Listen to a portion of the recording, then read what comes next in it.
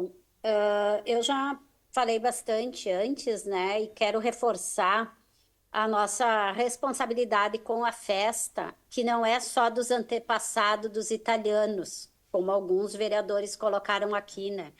Nossa cidade, ela é pluri e como eu gostaria de ver uma festa que ressaltasse isso, né? A pluralidade étnica. Mas eu também quero ter o compromisso do governo que invista em outras atividades culturais.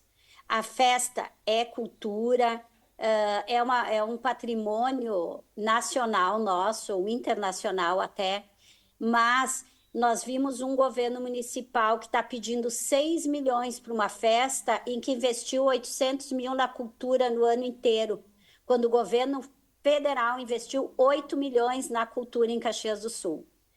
Nós temos várias outras atividades culturais, nós temos muitos artistas nacionais, mas nós temos muitos artistas da nossa região que precisam ser valorizados nessas festas também. Então, o compromisso desse governo não pode ser só com a festa, ele tem que ser com saúde e educação, como já colocaram, mas ele tem que ser com cultura, ele tem que ser com os nossos grupos culturais de Caxias do Sul, que são inúmeras, que são inúmeras atividades culturais que nós temos na cidade e que sobrevivem sem nada de valor ou quase nada de valor de investimento do município.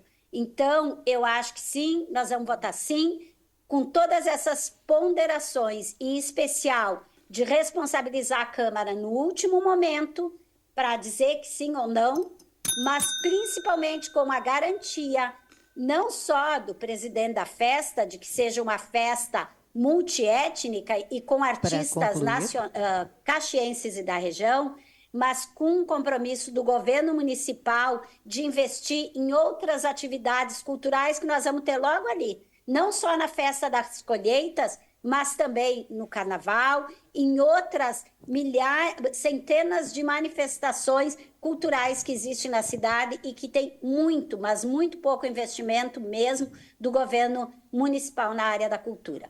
Muito obrigada, meu voto será sim. Obrigada, vereadora Rose. Para a declaração de voto, vereador professor Zanquim.